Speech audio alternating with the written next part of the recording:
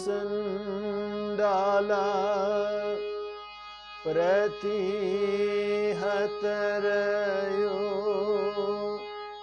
यस्य प्रेम प्रवाह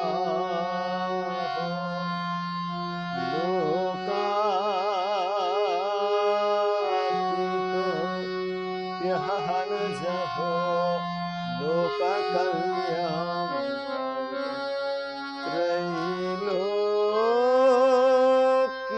त्रैलोक्येप्य प्रतिमा महिमा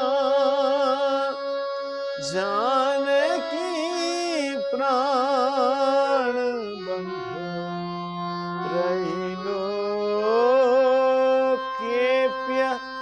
प्रतिमा महिमा जानकी प्राण बंधु भक्त्या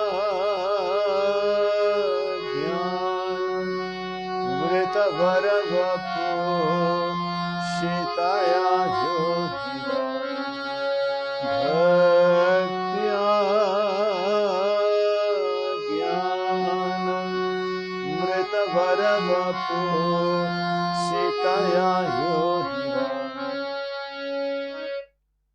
सबसे पहले भगवान श्री राम कृष्ण, माँ शारदा देवी, स्वामी विवेकानंद एवं भगवान श्री रामचंद्र के चरण में प्रणाम निवेदन करता हूँ।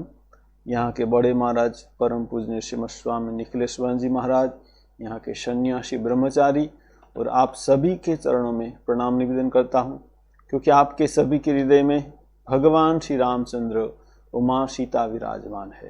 रामचरितमानस में कहते सिया राममय सब जग जानी करहूँ प्रणाम जोरी जुग पानी। हम सब मिलकर राम संकीर्तन करेंगे। आप सभी से अनुरोध है, आप सभी लोग मेरे साथ कीजिए।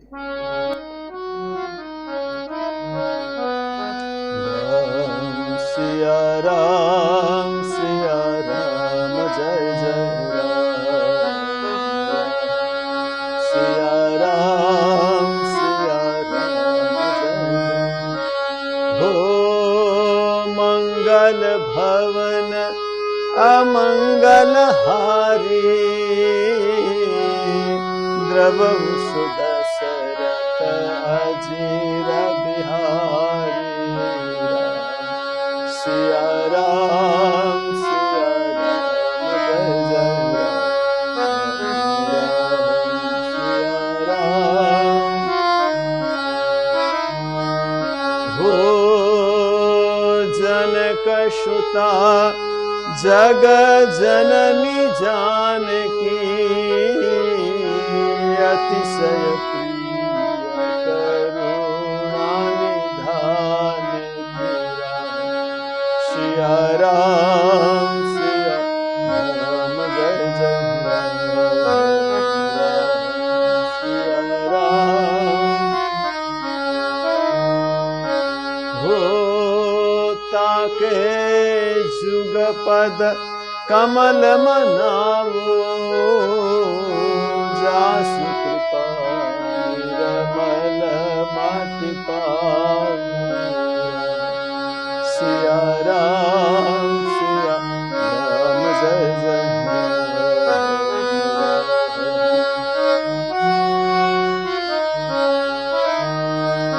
हो रघुकुल रीति सदा चली आई, प्राण जाए पर बचन न जाई।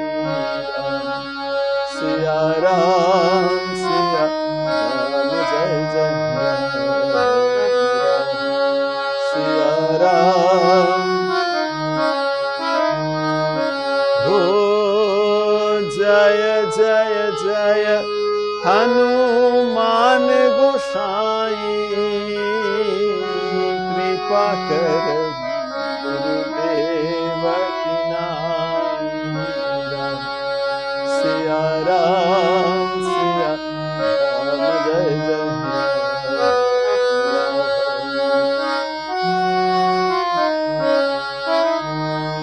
हो सिया राममय सब जग जानी,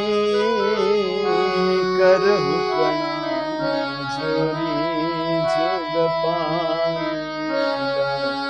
सिया राम जय जय राम,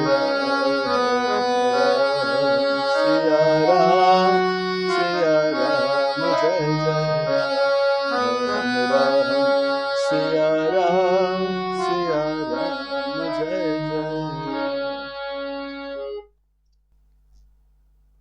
तो हम चर्चा कर रहे थे कि तुलसीदास जी माँ सीता को वंदना करते हैं। तुलसीदास जी लिखते हैं,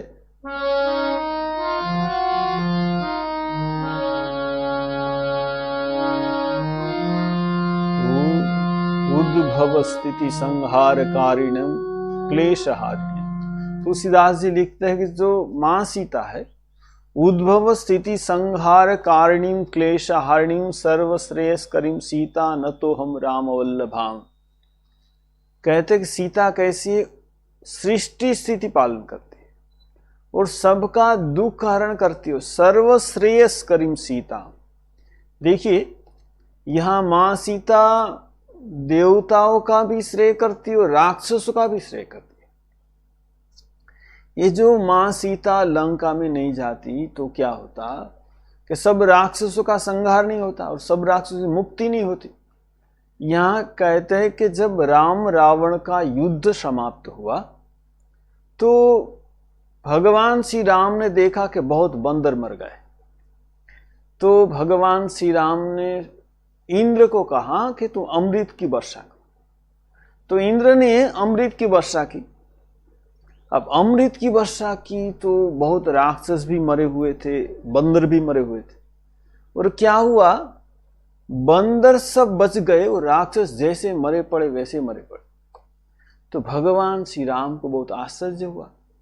उसने इंद्र को पूछा, अच्छा तुमने जो अमृत वर्षा की, जो अमृत तो राक्षस पर गिरा, बंदर पर गिरा, लेकिन यहां देख तो बंदर सब बच गए, राक्षस जैसे मरे पड़े वैसे मरे पड़े हुए, तो क्या तुम्हारा अमृत क्या राक्षस पर काम नहीं करता? तो प्रभु काम तो करता है, तो क्यों ऐसा हुआ?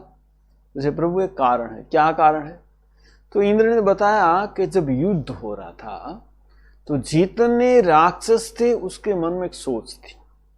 सब लोग सोच रहे थे कि राम को मारना है, राम को मारना है, राम को मारना। ये सब राम राम करके मरे, सब मुक्त हो गए। और तुम्हारे बंदर लोग ये सब मन में सोचती, क्या सोचती कि रावण को मारना है, रावण को मारना है। ये सब रावण रावण करके मरे, ये मुक्ति नहीं हुई, इसीलिए से बच गए। तो देखिए मां सीता सबका श्रेय करने वाली। तो यहां तुलसीदास जी मां सीता को प्रणाम करते हैं, बाद में तुलसीदास जी गुरु की वंदना करते हैं और बाद में साधु के चरित्र कैसा होना चाहिए उसकी बात करते हैं। तुलसीदास जी लिखते हैं कि साधु चरित शुभ चरित कपासु नीरस विशद गुणमय फल जास। साधु का चरित्र कैसा होना चाहिए? कहते शुभ चरित्र कपास, कपास जैसा। कपास कैसा सफेद होता है, कोई दाग नहीं होता। तो साधु चरित्र में कोई दाग नहीं, उसका चरित्र शुद्ध होना चाहिए। और क्या? नीरस विशद गुणमय फल जास। जो कपास होता है ना, नीरस, उसमें कोई रस नहीं होता। साधु में विषय रस नहीं रहता। और कैसा होता है कि विशद गुणमय फल जास, जो फल होता है ना बहुत तंतु होते हैं। साधु में बहुत गुण होते हैं।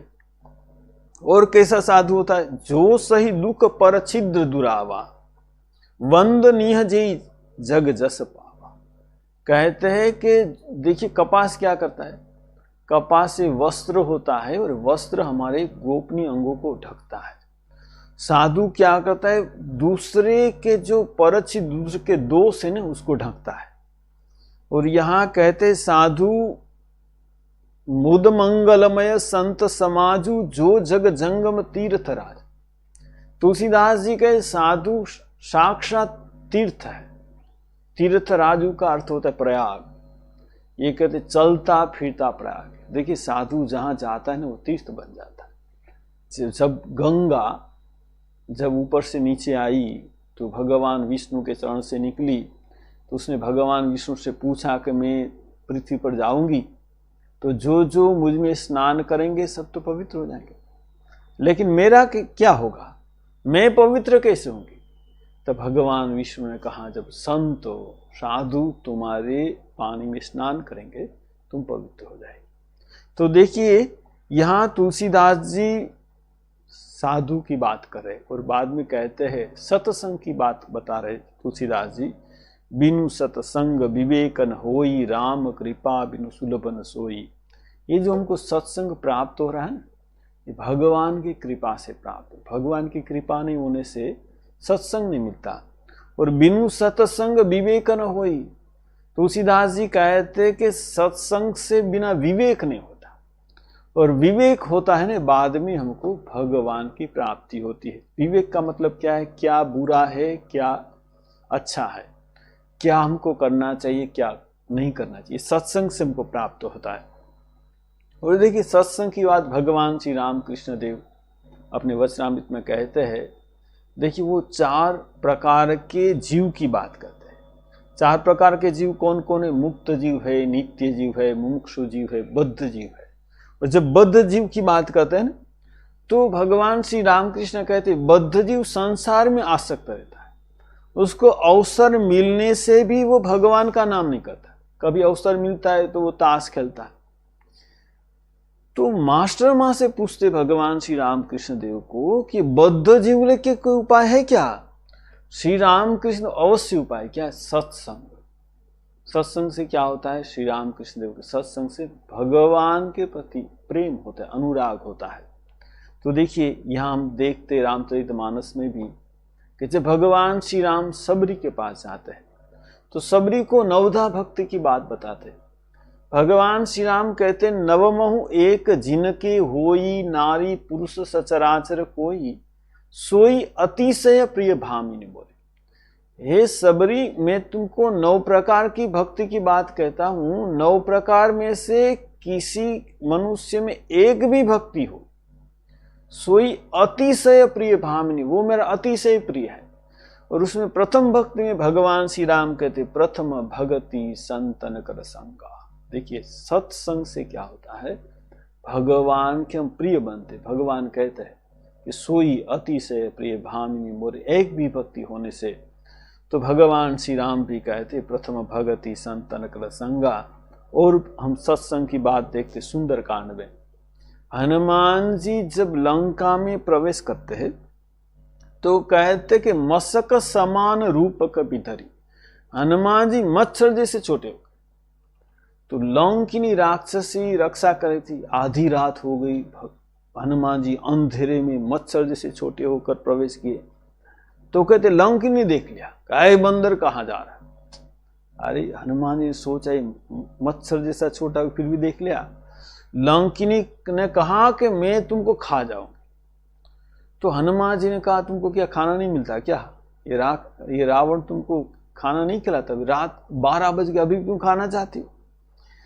तो लंकिनी ने कहा कि मुझे खाना तो बहुत मिलता है, लेकिन मेरा सिद्धांत है। क्या सिद्धांत है? मोर आहार जहां लगी चोरा। मैं भूख लगने से नहीं खाती, मेरा आहार चोर है, मैं चोर को भक्षण करती।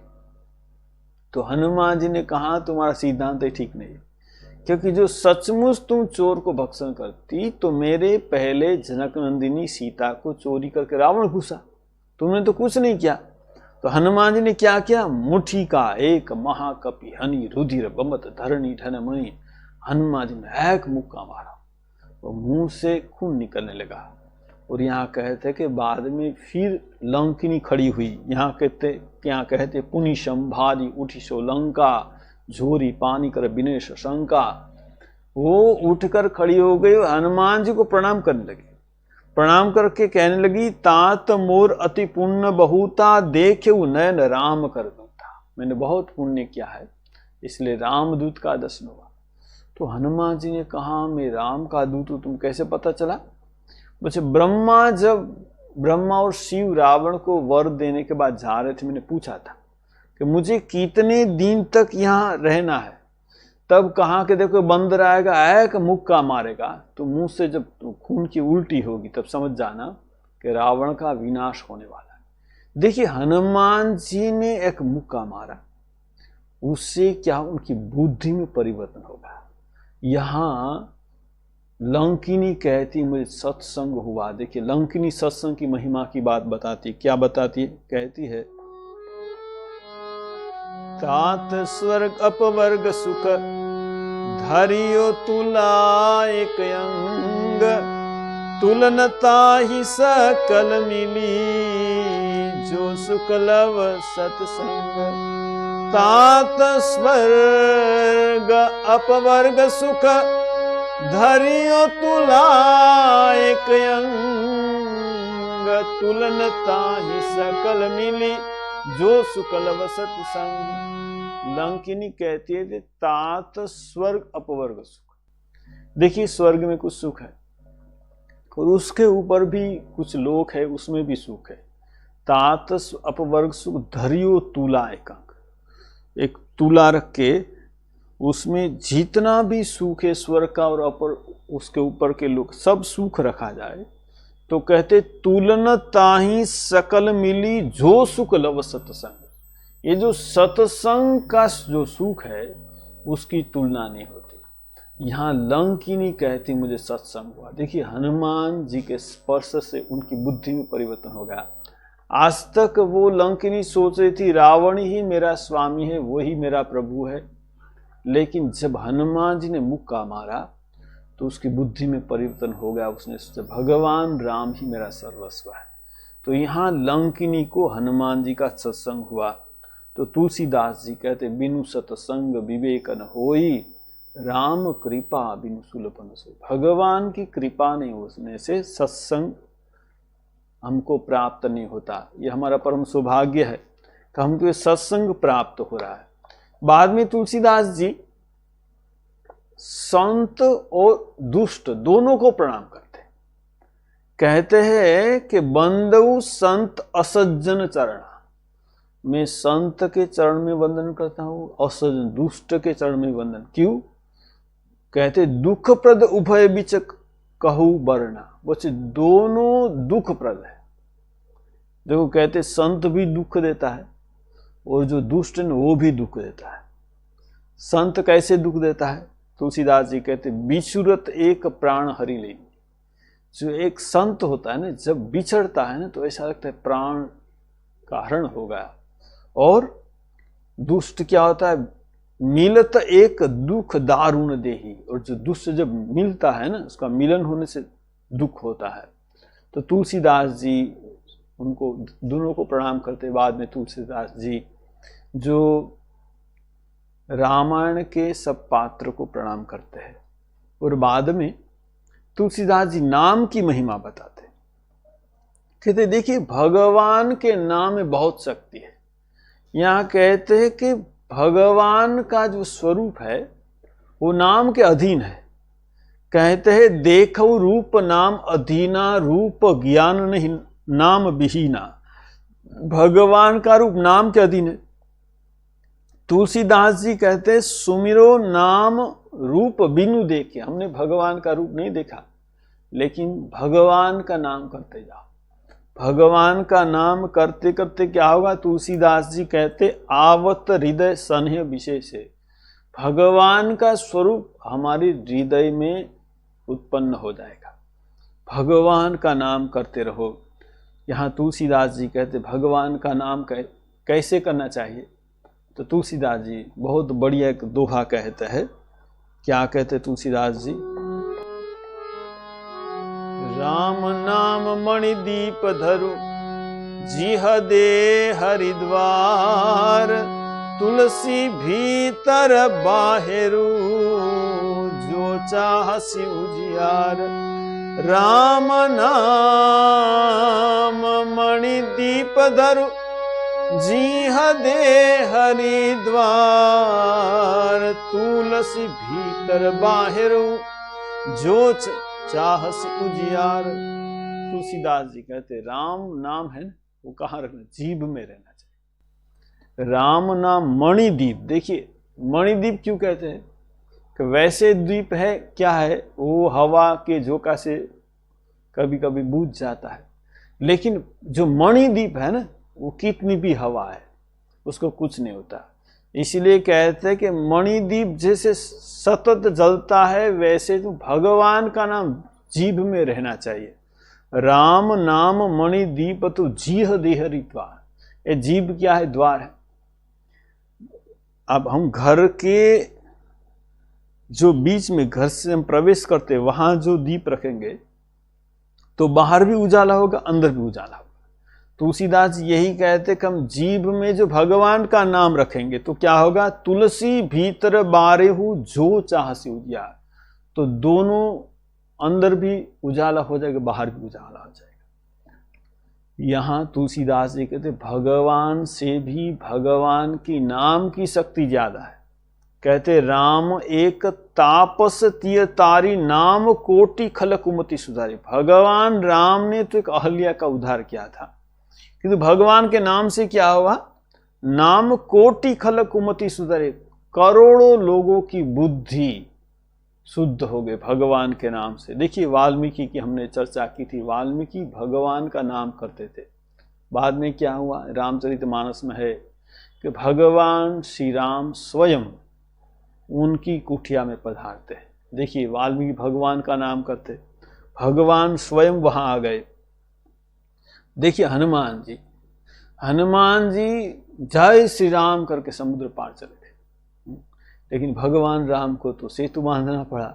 यहाँ कहते भगवान से भगवान का नाम बड़ा। एक प्रसंग है, रामचरितमानस में नहीं है, लेकिन मैंने सुना है कि जब सेतु बंधन हो रहा था तब कहते कि सब बंदर बड़े बड़े पत्थर लेकर समुद्र में फेंक रहे थे, और भगवान श्री राम ने देखा कि बड़े बड़े पत्थर पानी में तैर रहे। तो भगवान श्री राम को बहुत आश्चर्य हुआ।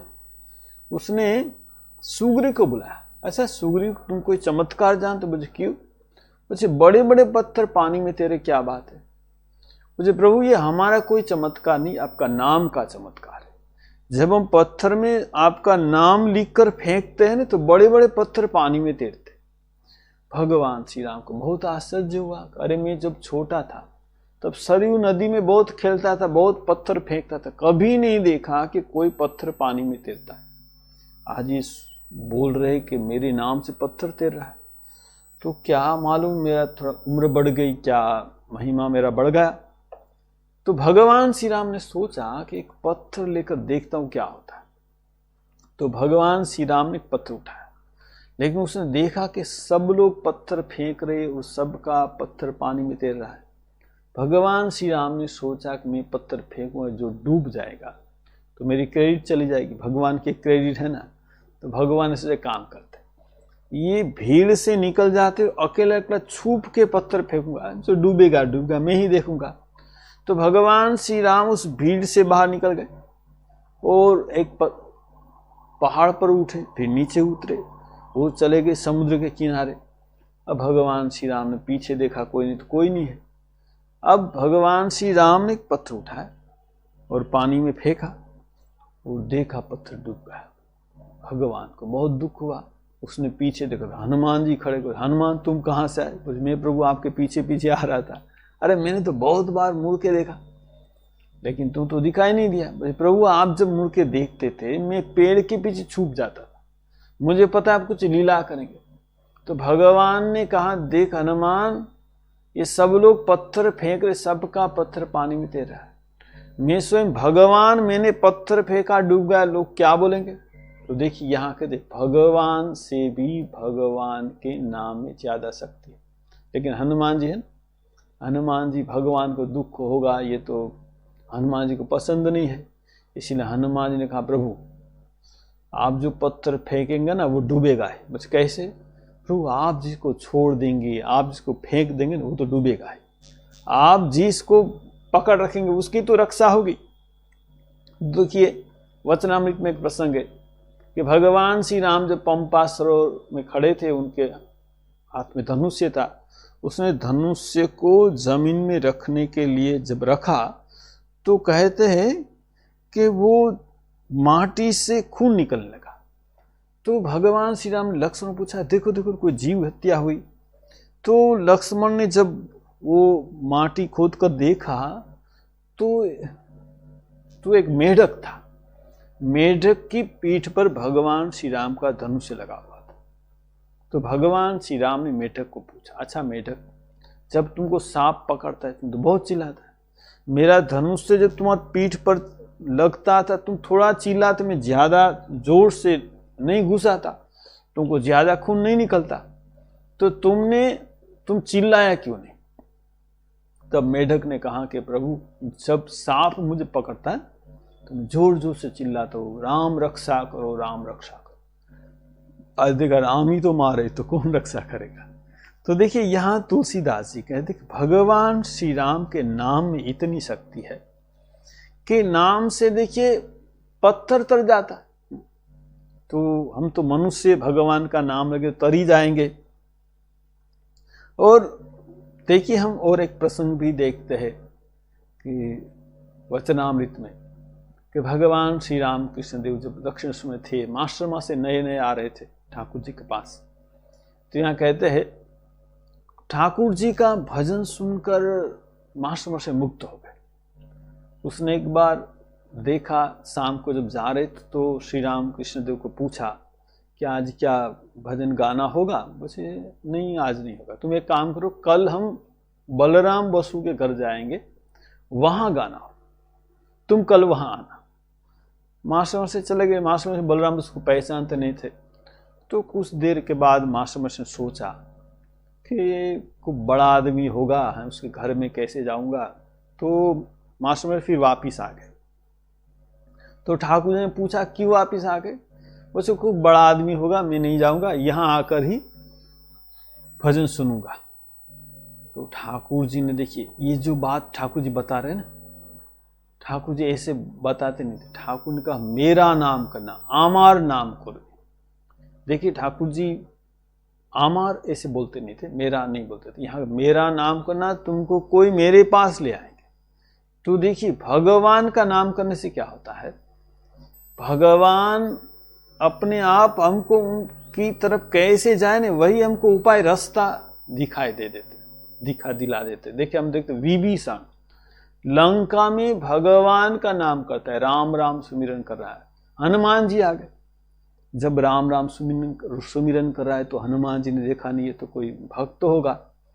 तो देखिए हनुमान जी के साथ विभीषण का मिलन हुआ और हनुमान जी उसको राह दिखा दी कि भगवान राम के पास कैसे जाना है।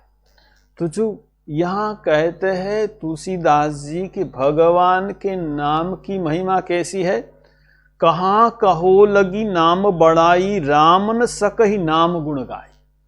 भगवान के नाम की इतनी महिमा है कि भगवान भी महिमा नहीं बता सकते। एक छोटी सी कहानी मैंने सुनी थी कि एक दो भाई थे, एक नाम धर्मचंद और करमचंद, दोनों भाई थे। धर्मचंद बहुत अच्छा था, साधु संतों की सेवा करता था, लेकिन जो कर्मचंद था ना, वो कभी भगवान का नाम ले, साधु संत को कभी वो श्रद्धा से नहीं देखता था।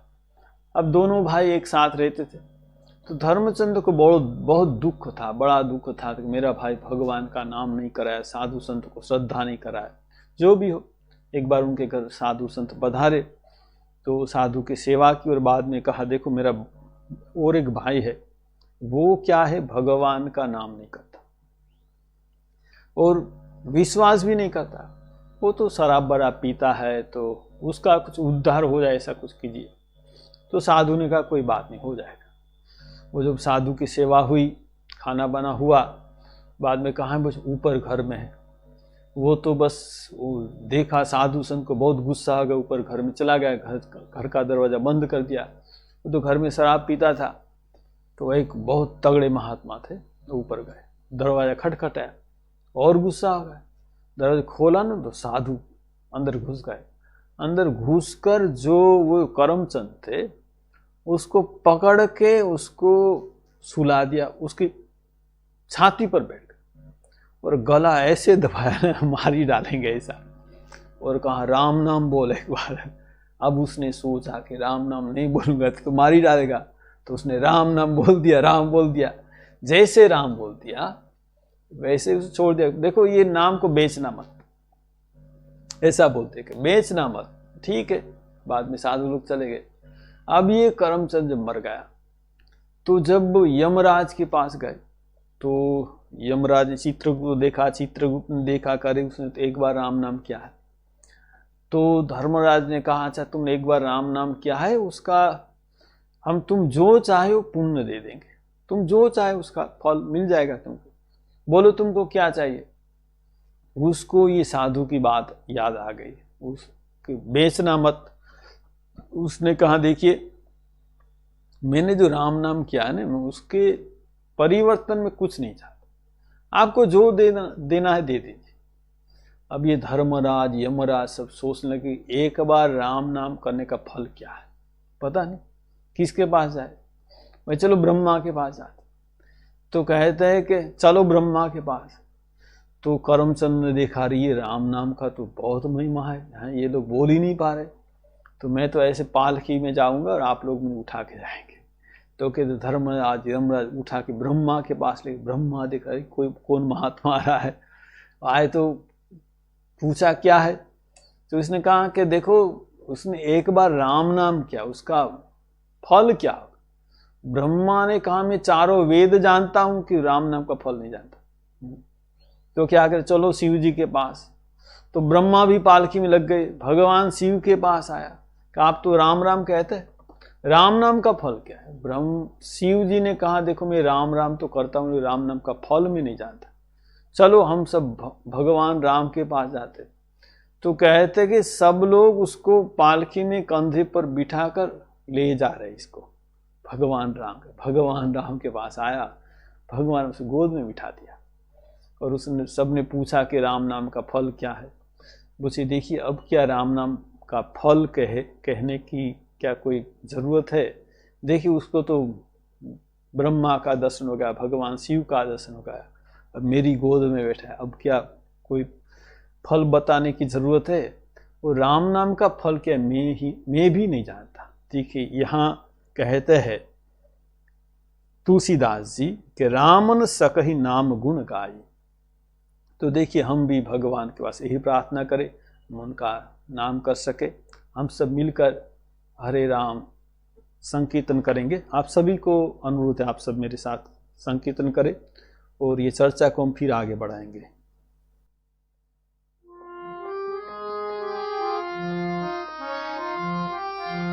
हरे राम राम राम सीता राम राम राम, हरे राम राम राम सीता राम राम राम, हरे राम राम राम सीता राम राम राम, हरे राम राम राम सीता राम राम राम, हरे राम राम राम सीता राम राम राम, हरे राम राम राम सीता राम राम राम, हरे राम राम राम सीता राम राम राम, हरे राम राम राम सीता राम राम राम, हरे राम राम राम सीता राम राम राम, हरे राम राम राम सीता राम राम। बोलो सियावर रामचंद्र जी की जय, पवन सुत हनुमान की जय, उमापति महादेव की जय, शारदावर राम कृष्ण की जय। ओम नमः पार्वती पतये हर हर महादेव हर।